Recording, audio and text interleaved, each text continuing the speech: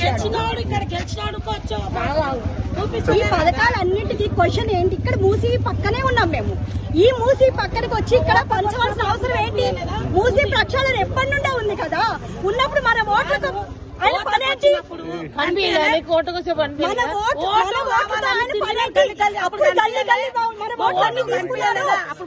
కావాలన్నప్పుడు ఇది కనిపించాలి కదా.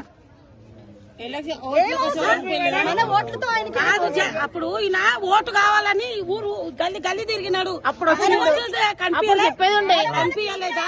మీకోసం అని చెప్తున్నా. 6 పథకాలు ఇచ్చినారు. ఓటు అడిగినప్పుడు మళ్ళీ ఇక్కడ అంతా కనిపించలే. గెలిచినాక ఎందుకు వచ్చి కూల కొడుతున్నారు? ఆయన దిగాలి. దిగినాకని ఇక్కడ మొదలు పెట్టాలి. ఎన్ని సంవత్సరాల నుంచి ఉంటున్నారమ్మా మీరు? నేనా 15 ఏళ్ల నుంచి ఇక్కడ సొంతంగానే. ఓటు గురించి ఊరు గల్లి గల్లి తిరిగినారు. మాకెయ్యండి మాకెయ్యండి. ఇప్పుడు ఏ కొడుకు వచ్చి అడుగుతలేడే మేము సస్తున్నాం బతుకుతున్నామా? ఎందుకు వస్తలేరు? అందరు వచ్చి తిరిగినారు. ఓటేయండి ఓటేయండి. ఇప్పుడు ఎవరు వచ్చి అడుగుతలేరు మా గురించి. అవును ఓటేస్తేనే ఇప్పుడు గెలిచిండు కాబట్టి గెలిచినాడు. మేము ఓట్లేస్తే గెలిచినావు. మమ్మల్ని చూస్తే నీకు న్యాయం కాదు.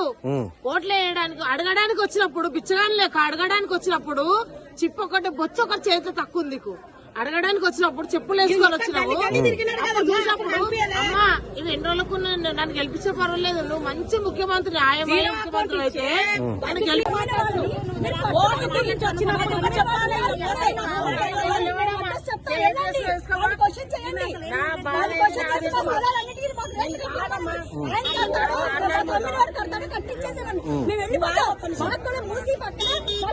గురించి గల్లి ఎట్లా తిరిగినారు? ఇప్పుడు గెలిచినప్పుడు ఇందాల కూర్చోవద్దు. ఓట్ల గురించి తిరిగినప్పుడు ఇప్పుడు చూడాలి. ప్రజలు వచ్చి మా గురించి వస్తున్నారా బతుకుతున్నారా? ఇప్పుడు అది ఇచ్చేసేవారండి. మాకు ఇచ్చేవారండి. మా డబ్బులు మాకు మేము కట్టుకున్న దానికి మాకు కొనిన దానికి